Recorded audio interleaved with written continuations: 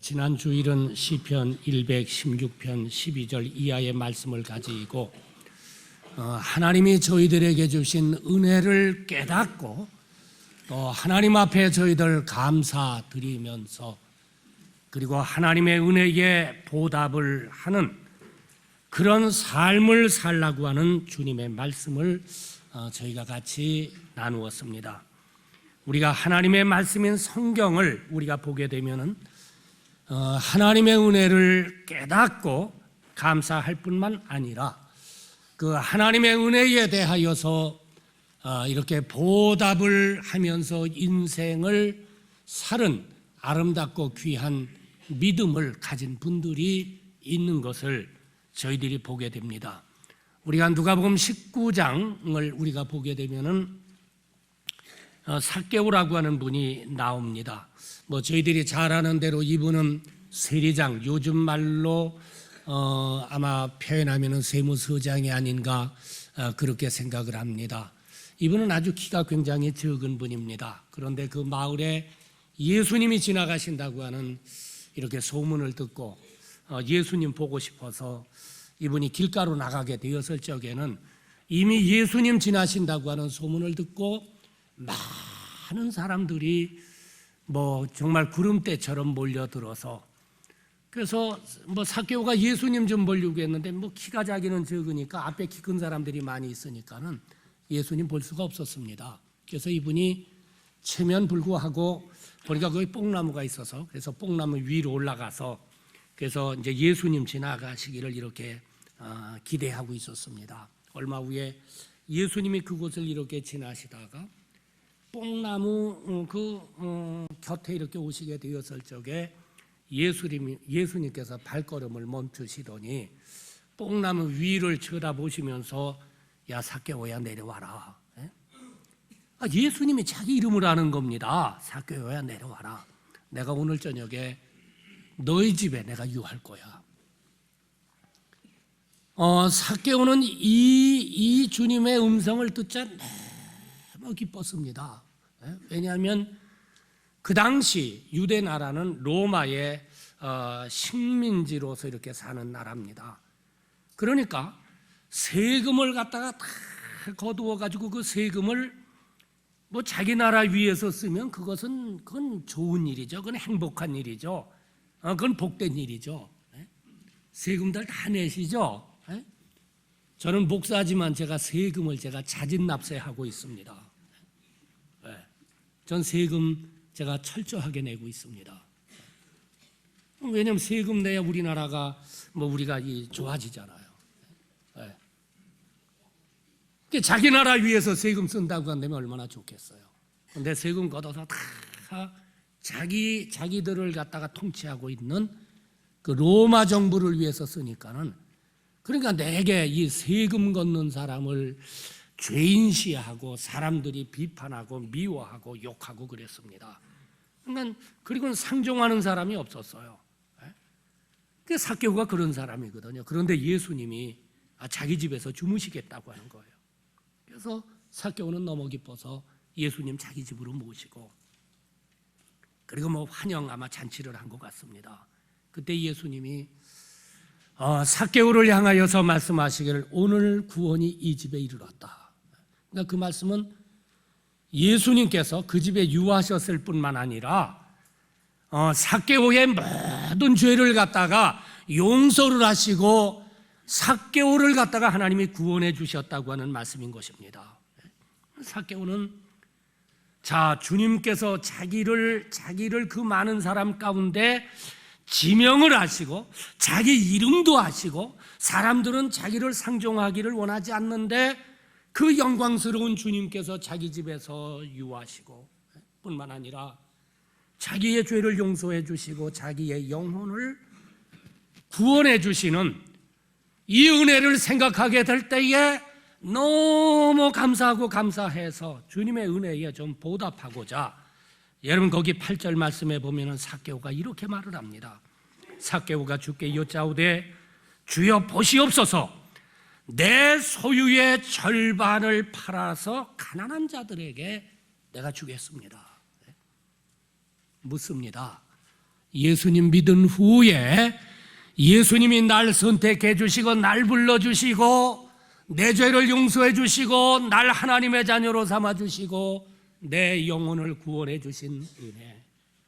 여러분, 그 은혜가 너무나도 감사해 가지고 여러분의 재산 딱 반 팔아 가지고 여러분 가난한 사람들 위해서 구제해 본 사람들 있으세요? 그렇게 보답해 보신 분들이 있으세요? 사교는 그랬어요. 여러분, 주님의 은혜에 대해서 보답을 했다고 하는 말씀인 것입니다. 여러분, 우리들이 가지고 있는 재산이 얼마나 귀한 겁니까?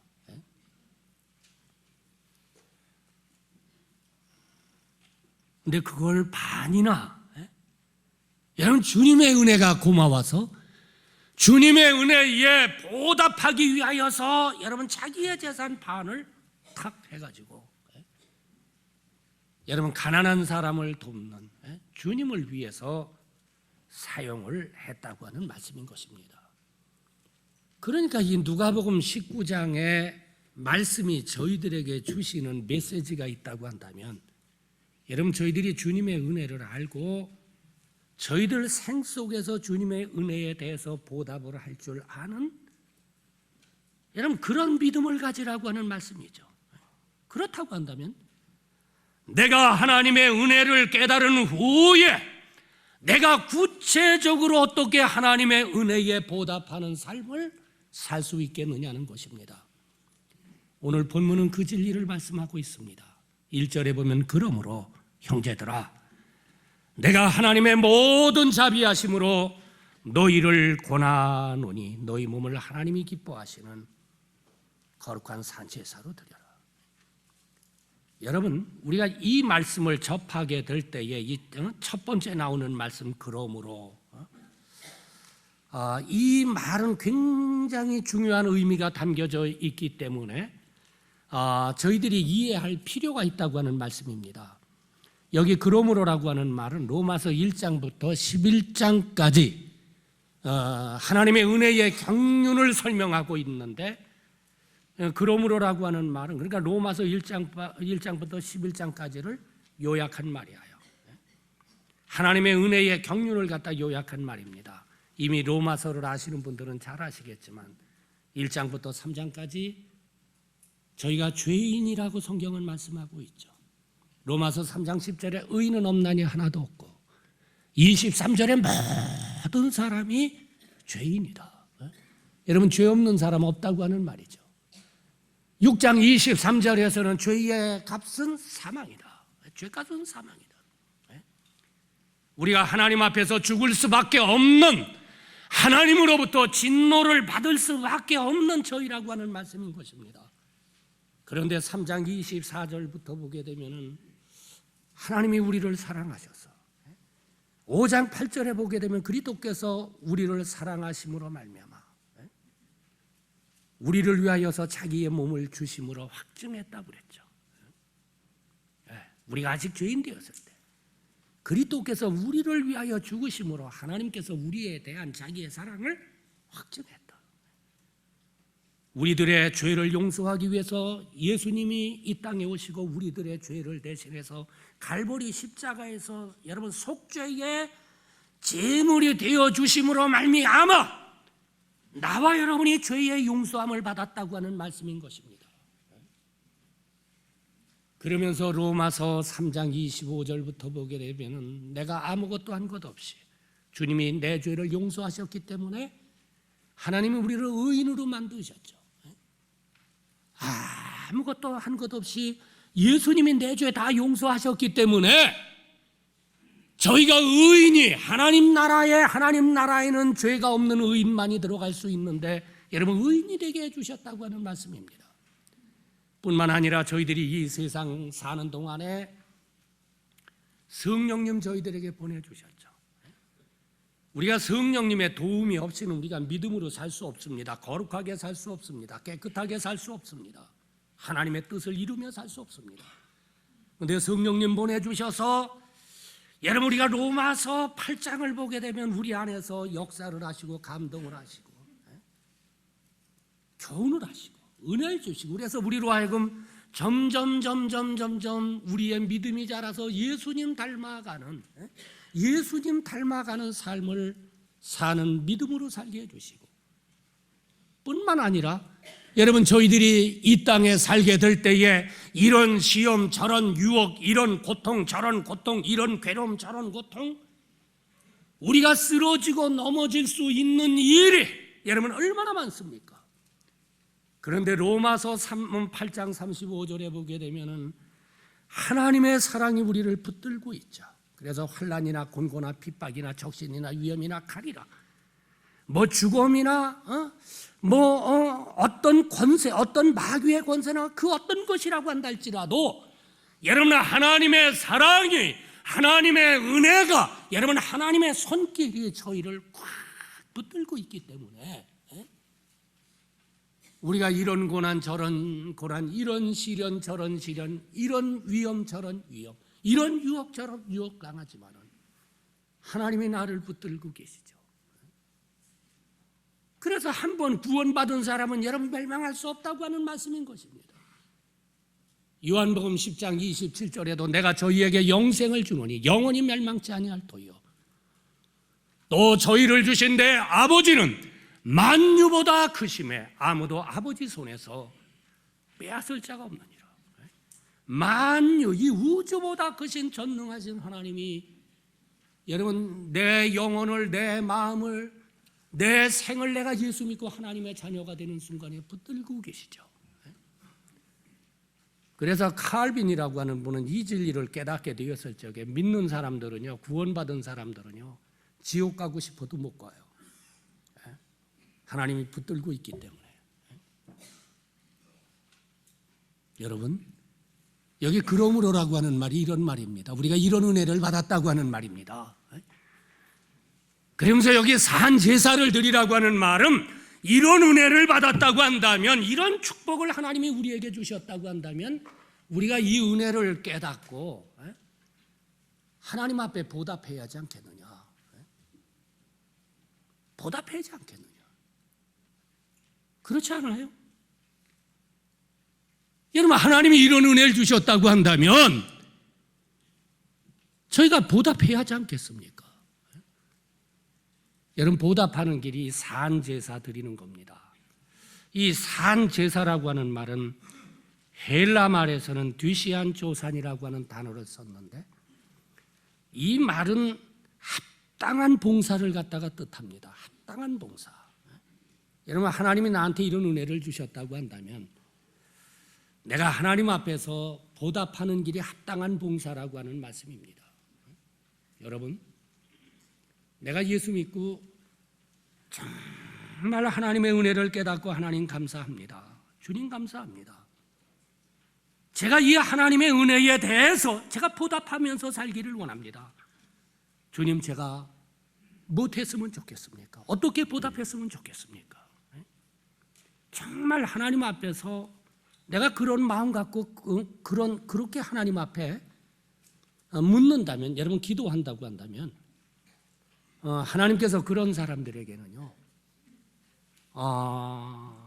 주님의 은혜에 대해서 보답할 수 있는 소명이라든지 또는 직분이라든지 또는 환경이라든지 또는 하나님께서 그런 사람에게 그런 보답할 수 있는 삶을 살 수 있는 은혜를 여러분 베풀어 주신다고 하는 말씀입니다.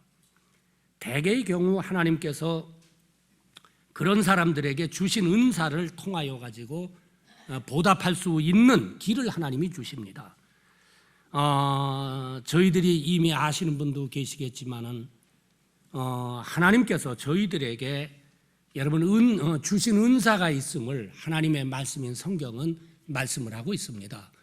하나는 저희들이 육신적으로 어머니 뱃속에서 이 세상에 태어나는 순간에 우리 인간이라고 하는 것이 서로 이렇게 공존하도록 돼 있거든요. 서로 이렇게 섬기면서 봉사하면서 서로 기여하면서 살 수 있는 유기적인 그런 관계를 맺고 살 수 있도록 하나님이 인간을 창조하셨고 또 우리 인간 공동체를 하나님께서 그렇게 이렇게 그 경륜을 하고 계시거든요. 그래서 인간이 이 세상에 태어나게 되었을 적에 서로 기여할 수 있도록, 서로 섬길 수 있도록 하나님께서 특성 또는 적성이라고 하는 것을 하나님께서 저희들에게 여러분 허락을 하셨다고 하는 사실입니다. 그래서 어떤 사람은 보게 되면은 참 노래를 잘해요. 뭐 우리 다 노래 잘하지만은 어떤 분들 보면 정말 노래를 잘하는 분들이 있죠. 우리가 그런 분들 보면 저건 천부적인 소질이다, 재능이다 그러지 않습니까? 그건 맞는 말이에요. 태어날 때부터 하나님께서 그런 사람들에게 그런 재능을 주셨고, 저는 이 말을 잘못해가지고 늘 조심을 거기에 대한 좀 열등 의식이 있는데, 어떤 분들은 참 말 잘하잖아요. 조리 있게 착착착착 말을 얼마나 말을 잘하는지 모르죠.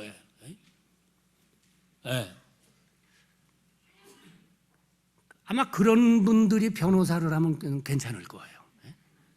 왜냐하면 변호사는 말을 잘해가지고 말 싸움에서 이겨야 하잖아요. 그냥 어떤 사람이 그런 은사 준 사람, 어떤 사람은 수학을 잘하는 사람, 어떤 사람은 언어를 잘하는 사람, 어떤 사람은 뭐 그림을 잘 그리는 사람, 어떤 사람은 뭐 뚝딱하면 참 만들기를 잘한다고요. 참 잘 만드는 사람이 있죠.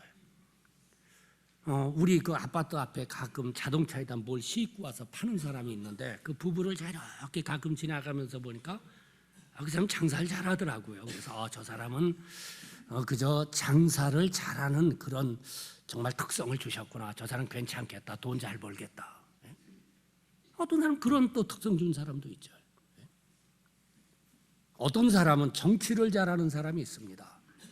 우리 집사님 기도하셨지만 전 그런 분이 우리나라에 아마 이 위치가 되면 괜찮지 않겠나. 그런 하나님께서 태어나게 될 때 특성을 주셨는데, 요즘 우리 대학 가기 위해서 부모님들이 기도하는데 저는 그렇게 생각합니다. 여러분 부모님들이 자녀들의 특성을 잘 살펴봐야 됩니다. 하나님이 어떤 적성을 주셨는지. 그래서 그 적성을 잘 알아가지고 그런 분야에서 공부를 시켜야 돼요. 그러면 그런 사람은 유능해지고 또 기쁘고 즐겁게 살고, 그런 일을 하게 되면 행복하죠. 자기가 자기 적성 알아서 그 일을 하게 되면, 봉사를 하게 되면 만족이 오거든요. 기쁨이 오거든요. 즐거움이 있거든요. 그리고 발전하죠. 그리고 어느 대학 가느냐 그게 문제가 아니라 여러분 적성을 좀 우리가 봐야 돼요. 하나님께서 우리 태어나게 될 때 그런 적성을 주셨고, 또 하나는 저희들이 어느 날 저희들 마음속에 예수님을 개인의 구세주로 믿는 순간에, 거듭나는 순간에 하나님은 저희들에게 영원한 생명 주시잖아요. 그 생명 주시게 될 때에 성도와 그리스도의 몸인 하나님의 교회와 하나님의 일을 하게 하기 위해서 여러분 신령한 은사를 하나님이 주셨다고 하는 것입니다. 오늘 본문은 그 진리를 이야기하고 있습니다. 6절에 보면 우리에게 주신 은혜대로 받은 은사가 각각 다르니 혹 예언이면 믿음의 분수대로, 혹 섬기는 일이면 섬기는 일로, 가르치는 자면 가르치는 일로, 혹 권위하는 자면, 여기 권위라고 하는 것은 위로하고 격려하는 은사를 말합니다. 우리가 이 세상 살아가게 될 때 위로받아야 할 일이 얼마나 많습니까? 무거운 짐을 나 홀로 지고 견디다 못해 쓰러질 때, 그럴 때 있잖아요. 여러분 그때 누가 날 위로하고 격려하면 용기가 생기고 힘이 생기는 거거든요. 근데 하나님은 그런 은사 준 사람이 있어요. 왜냐하면 교회에 나오게 되는 분들이 행복해서 나온 분도 있지만, 여러분 세상이 고달파서 하나님의 위로를 받고 싶어서 뚜껑 열어보게 되면 위로가 필요치 않은 사람이 어디 있습니까? 하나님이 그런 은사 준 사람들이 있어요. 고린도전서 12장 7절에도 보게 되면 어떤 사람은 지혜의 말씀을, 어떤 사람은 지식의 말씀을, 어떤 사람은 믿음 그랬어요. 믿음. 이거 예수 믿는 믿음이 아닙니다. 우리가 주님의 일, 하나님의 교회가 주님의 일을 하게 될 때에 어떤 분들은 이 계산을 잘하는 분들이 있습니다. 척척척척 계산해서 이거 우리 교회는 이거 못해, 우리 교회 능력으로 이거 못해 그러죠. 송 집사님 계산 잘하지, 그지? 우리 교회 처음 개척을 해서 땅을 살 때 우리 땅 사자고 했더니 우리 교회 집사님들이 계산을 얼마나 잘합니까? 척척척척 하더니 우리 능력으로는 안 된다 그래. 그러니까 전세방에나 살자 그래요. 근데 제 마음속에는 여의도 10년 지나면 어떻게 될 거냐, 땅 다 팔리고 나면 우리 어떻게 돼요? 계속 전세방에 살 수도 없고. 하나님 앞에 제가 기도했습니다. 기도하다가 어느 날 하나님의 말씀에 제가 확신이 생겼습니다. 몇 집사님 찾아가서 그 말씀 얘기를 했더니 그 반대하는 분 가운데 2명이 믿는 자에게는 능치 못할 일이 없다고 말씀하셨는데, 목사님 믿음으로 추진합시다. 하나님이 그분들에게 저는 믿음의 은사를 주셨다 그렇게 믿고 있습니다. 근데 그 다음에 추진이 됐어요. 근데 하나님 공급하셨잖아요. 만약 계산하고 끝냈으면 어떻게 됐겠어요? 아직도 우리 교회 아마 전세방에 있을 겁니다. 믿음의 은사를 준 분들도 있고 다 읽지 않습니다. 에베소서 4장 11절에 보게 되면은 그가 혹은 사도로 혹은 선지자로 혹은 복음 전하는 자로 혹은 목사와 교사로 주셨으니 이는 성도를 온전케 하며 그리스도의 몸을 세우려 함이니라. 어떤 사람에게는 하나님께서 목사의 소명과 은사를 준 사람이 있습니다. 어떤 사람은 하나님의 말씀을 참 쉽게 이해가 가게 하나님의 말씀 잘 가르치는 사람이 있어요. 우리가 성경 가르칠 때요, 애들이 선생님은 가르치는데 애들은 이해가 안 간다면 이건 안 되죠. 믿음은 들음에서 오는 건데 이게 이해가 가야 할 거 아니에요. 어떤 분은 그런 걸 잘하는 분들이 있어요. 그런 은사 준 사람도 있고. 오늘 저희 교회 선교사님들 오셨는데 이 사도, 저는 선교지를 갈 때마다 난 못한다. 전 그 은사가 없어요. 그 소명이 없습니다. 우리 선교사님들 가시면은 이 목사님이 2년이야 3년 동안에 현지말 배워야죠.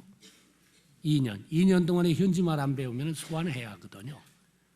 근데 이분들이 말이에요, 2년 동안에 가서 보면은 얼마나 통역을 할 정도로 말들을 잘해요. 이게 얼마나 힘든 일입니까? 어떤 분들은 그런 은사 주신 분도 있고.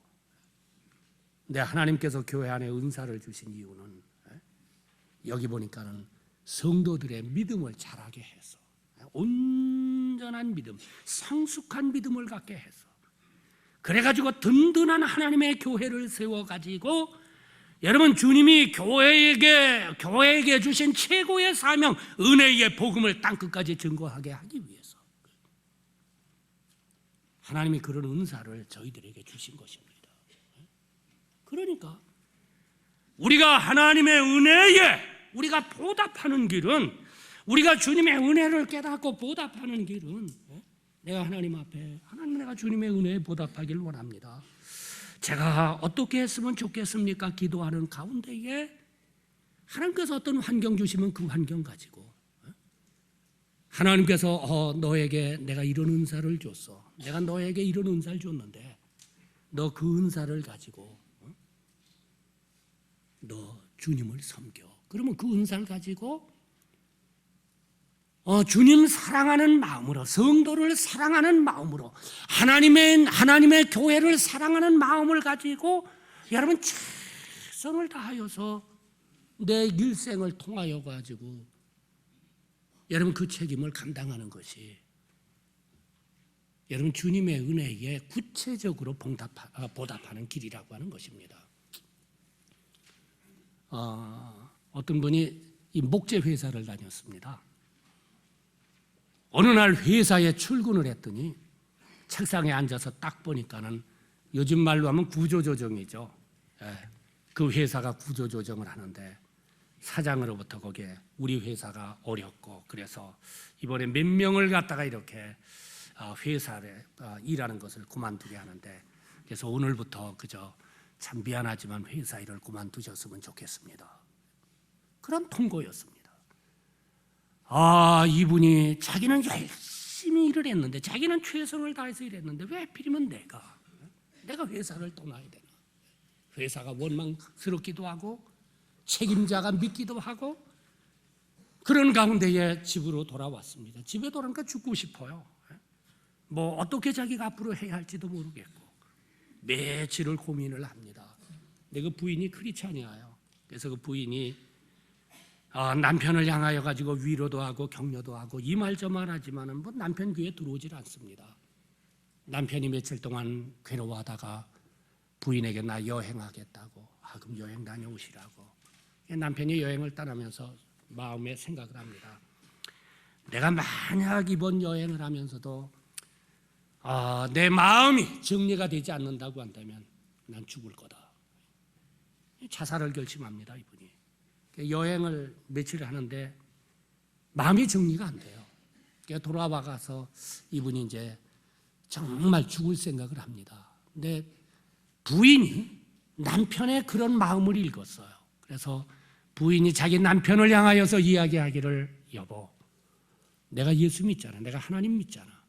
최후적으로 당신 한번 교회에 나가서 하나님 앞에 나가서 당신 마음 다 하나님 앞에 내놓고 하나님 앞에 한번 기도하고 그래서 그러고도 길이 없다고 한다면 당신 그저 결정한 대로 하라고. 자기 사랑하는 부인의 이 권고를 이분이 받아들여 가지고 교회를 나갑니다. 나가서 자기 마음에 그 원망스러운 일, 그 아픈 일 다 내놓으면서 하나님 왜 하필이면 내가 해고를 당해야 됩니까? 하나님 도와주십시오. 하나님 도와주십시오. 이분이 며칠 동안 기도를 하는데 근데 어느 날 이렇게 기도하는데 그분은 나중에 그분의 쓴 글에서 그렇게 이야기를 합니다. 하나님께서 자기에게 알려주셨다고 하죠. 뭐라고 알려주셨냐면 너는 일생 동안 목재 회사에서 일을 했기 때문에 너 목재에 대해서 잘 알잖아. 너 목재를 싸게 사는 법, 어느 목재가 좋은 목재인지 알잖아. 그러니까 너 싸고 좋은 목재를 사가지고 이 도시에는 지금 집을 가지려고 하는 사람들이 꽤 있는데 너 집을 지어서 팔도록 해라.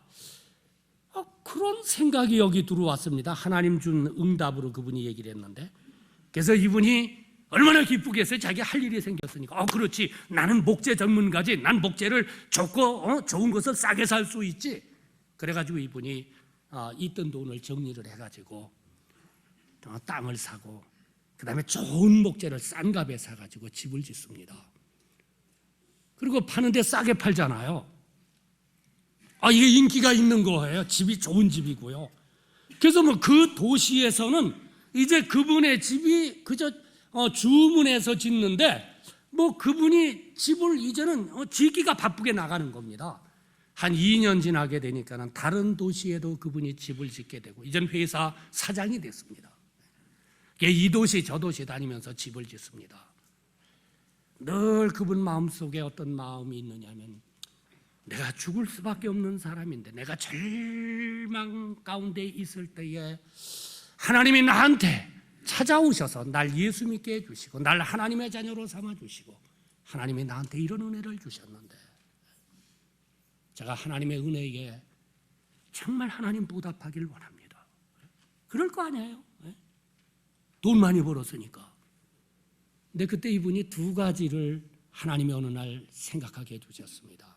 하나는 자기가 도시가 이렇게 발전하는 도시에 가서 이렇게 집을 졌는데 이제는 뭐 큰 회사 사장이 됐으니까 이제 큰 단지를 미국에는 땅을 밀어가지고 크게 짓잖아요. 그러니까 거기에 그 주택 단지를 만들 때마다 거기에서 제일 편한 장소에다가 예배당을 짓는 겁니다. 세상엔 이런 사람들이 많을 터인데 나 같은 사람이 많을 터인데 그래서 예배당을 지어가지고 거기서 믿음을 갖고 은혜를 받게 한다. 또 하나는 이분이 여행을 다니면서 보니까는 호텔에 들어가는데 돈이 비싸요. 그리고 호텔이 이렇게 좋지 않아요.